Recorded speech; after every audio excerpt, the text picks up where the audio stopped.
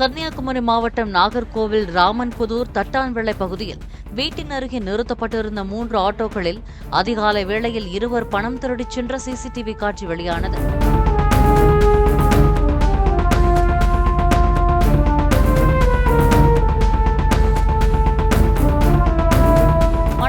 குறித்து ஆட்டோ டிரைவர்கள் கோட்டாறு காவல் நிலையத்தில் புகார் தெரிவித்ததை அடுத்து சம்பவ இடத்தில் உள்ள சிசிடிவி காட்சிகளை ஆய்வு செய்து மர்ம நபர்களை தேடும் பணியில் போலீசார் ஈடுபட்டுள்ளனர்.